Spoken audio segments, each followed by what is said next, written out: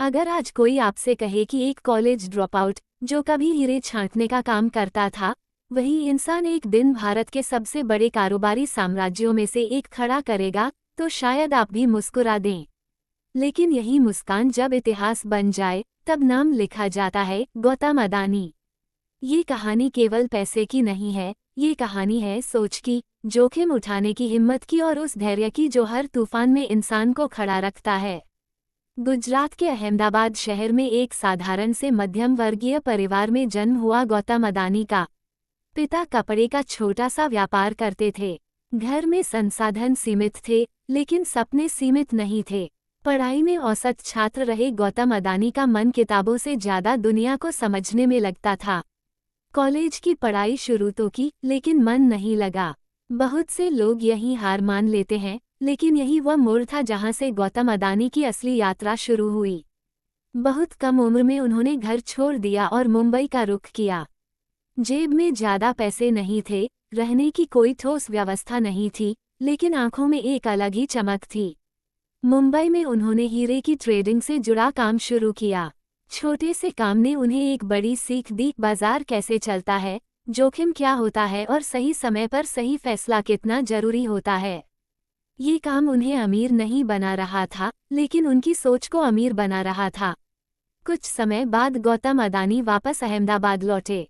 वहां उन्होंने अपने भाई के साथ प्लास्टिक ट्रेडिंग का छोटा सा व्यवसाय शुरू किया। यहीं से उन्होंने पहली बार असली व्यापार का स्वाद चखा। उन्होंने देखा कि भारत तेजी से बदल रहा है, आयात निर्यात बढ़ रहा है और आने वाला समय इंफ्रास्ट्रक्चर का है। जहां ज्यादातर लोग सुरक्षित रास्ता चुनते हैं, वहीं गौतम अदानी ने जोखिम भरा रास्ता चुना। 1988 में अदानी एंटरप्राइजेस की नींव रखी गई। शुरुआत साधारण थी, लेकिन नज़र बहुत दूर तक थी। उन्होंने कोयले के आयात और बिजली क्षेत्र में संभावनाएं देखीं। धीरे धीरे उनका नाम व्यापारिक दुनिया में पहचाना जाने लगा। लेकिन असली मोड़ तब आया जब उन्होंने गुजरात के मुंद्रा में एक निजी बंदरगाह बनाने का सपना देखा। उस समय लोगों ने इसे पागलपन कहा, एक प्राइवेट पोर्ट, वो भी इतने बड़े स्तर पर। लेकिन गौतम अदानी को भारत का भविष्य दिख रहा था। मुंद्रा पोर्ट सिर्फ एक बंदरगाह नहीं था, वह भारत के इंफ्रास्ट्रक्चर इतिहास की दिशा बदलने वाला कदम था। आज वही मुंद्रा पोर्ट एशिया के सबसे बड़े निजी बंदरगाहों में गिना जाता है। यहाँ से अदानी समूह का विस्तार तेजी से होने लगा। पोर्ट्स, पावर, कोल, लॉजिस्टिक्स, हर सेक्टर में एक बात समान थी, लंबी सोच और मजबूत क्रियान्वयन। समय के साथ अदानी ग्रुप भारत के सबसे तेजी से बढ़ने वाले समूहों में शामिल हो गया। लेकिन सफलता जितनी बड़ी होती है, उतनी ही बड़ी चुनौतियां भी आती हैं। आलोचनाएं हुई, सवाल उठे, राजनीतिक संबंधों पर बहस हुई। बहुत से लोगों ने कहा कि यह साम्राज्य ज्यादा दिन नहीं टिकेगा। लेकिन हर आलोचना के जवाब में गौतम अदानी ने शब्दों की जगह काम को चुना। 2020 के बाद अदानी समूह ने ग्रीन एनर्जी, एयरपोर्ट्स और डिफेंस जैसे क्षेत्रों में कदम रखा। खासकर रिन्यूएबल एनर्जी में उनका निवेश ये दिखाता है कि वे सिर्फ वर्तमान नहीं, भविष्य के लिए खेल रहे हैं। उनका सपना था कि भारत ऊर्जा के क्षेत्र में आत्मनिर्भर बने और दुनिया में नेतृत्व करे। फिर आया वह समय जिसने पूरी दुनिया का ध्यान खींच लिया। अदानी की संपत्ति में तेज उछाल आया और वे दुनिया के टॉप अरबपतियों की सूची में शामिल हो गए।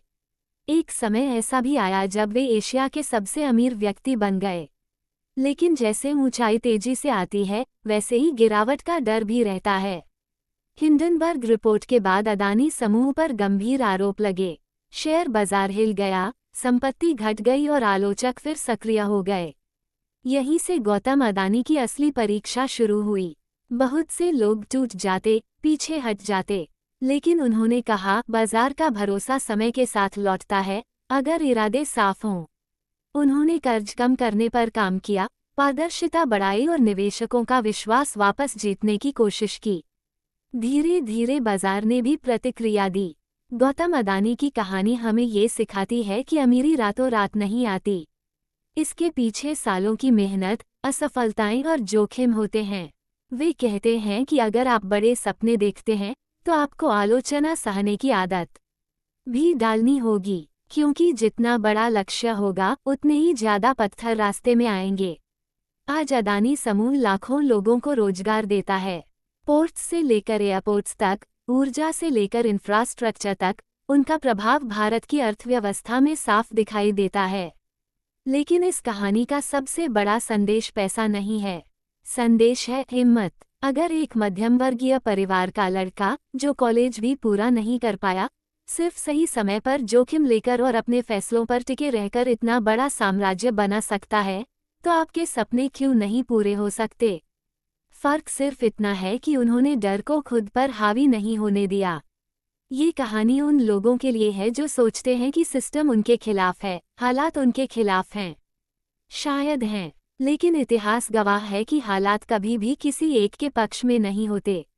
जीत उन्हीं की होती है जो आखिरी तक डटे रहते हैं। अगर इस कहानी ने आपके अंदर कुछ जगाया हो, तो इसे अपने उस दोस्त के साथ जरूर साझा करना जो आज संघर्ष कर रहा है, क्योंकि हो सकता है अगली बड़ी कहानी उसी की हो। और याद रखिए, बड़े सपने देखने वालों के रास्ते हमेशा कठिन होते हैं, लेकिन मंजिल भी उतनी ही बड़ी होती है।